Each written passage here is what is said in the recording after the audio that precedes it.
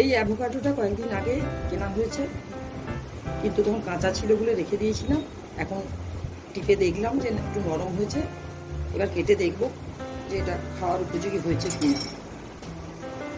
তো এরকম করে কাটবো গোল করে।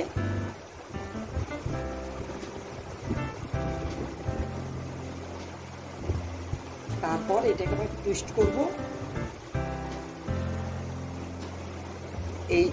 এটা বীজ অ্যাভোকাডো, এই বীজটা আমি লাগাবো। বীজটার থেকে চারা উৎপন্ন হবে। আর এইটা আমি খাওয়ার জন্য এই কালো যে একটু করে অংশ হয়ে গেছে, এটা আমি এইটুকু ফেলে দিলে বাদ বাকিটুকু দিয়ে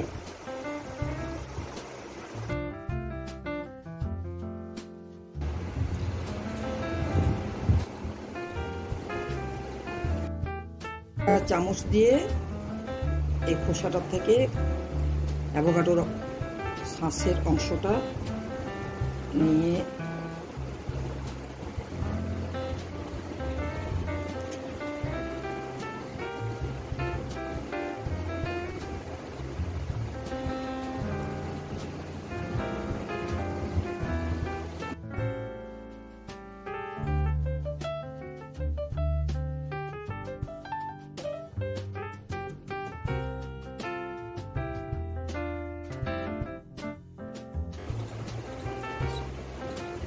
থেকে অ্যাভোকাডোর অংশটা তুলে নিয়ে ব্লেন্ডারের মধ্যে দিলাম।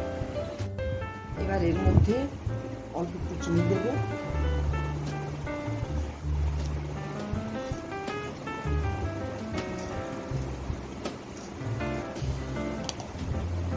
আর দুধটা আমি ভালোভাবে ফুটিয়ে ঠান্ডা করে ফ্রিজের মধ্যে রেখেছিলাম, সেই ঠান্ডা দুধটা এর মধ্যে দিলাম। এটা আমি ব্লেন্ড করব।